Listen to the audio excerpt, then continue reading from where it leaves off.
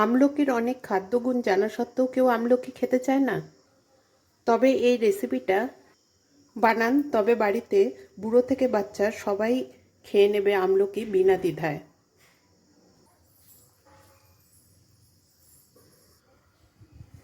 এই রেসিপিটার প্রথম স্টেপ হলো কাঁচা আমলকিকে স্টিম করে নিতে হবে। এটাকে সেদ্ধ করলে এর খাদ্যগুণটা নষ্ট হয়ে যাবে। আমি একটা জলের গামলাতে উপরে ঝাঁঝরি বসিয়ে আমলকিগুলো দিয়ে চাপা দিয়ে আমি এটাকে স্টিম করে নিয়েছি। দেখুন হয়ে গেছে। এই যে স্টিমড আমলকি, এটার কোয়া ছাড়িয়ে নেব।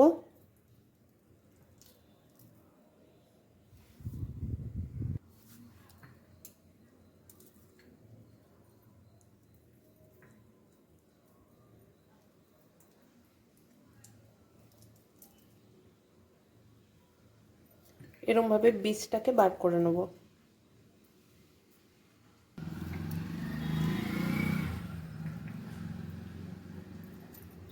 এভাবে একটা একটা করে কোয়া ছাড়িয়ে নেব, মাঝখানে বীজটা ইজিলি বেরিয়ে যাবে।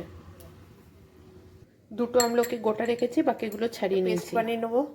ছাড়ানো আমলকি, একটা কাঁচা লঙ্কা, একটা আদার পিস, 7-8 কোয়া রসুন, এক মুষ্টি দেশি ধনেপাতা।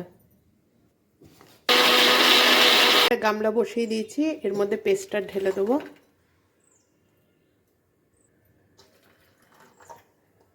কয়েকটা গোটা আমলকি ছিল, ঢেলে দেবো। এবার গ্যাসটাকে অন করে দেবো।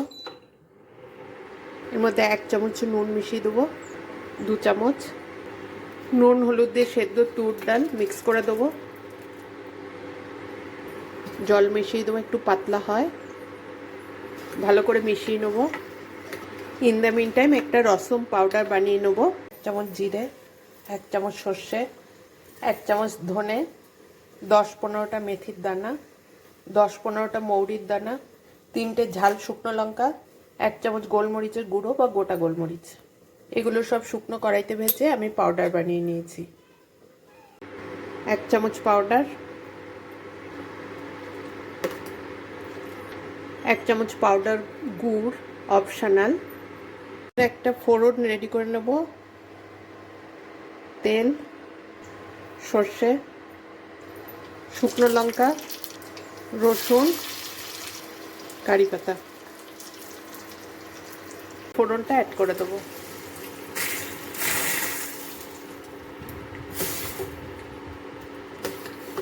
ওপর দিয়ে ধনেপাতা।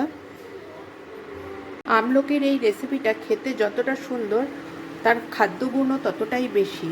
বাড়িতে অবশ্যই এটা একবার বানিয়ে টেস্ট করে দেখবেন। আমার আমলকির রসম রেডি। যদি আপনাদের এই রেসিপিটা ভালো লাগে তবে একটা লাইক, শেয়ার, কমেন্ট করতে আমার ব্লগটাকে সাবস্ক্রাইব আর ফলো করতে ভুলবেন না কিন্তু।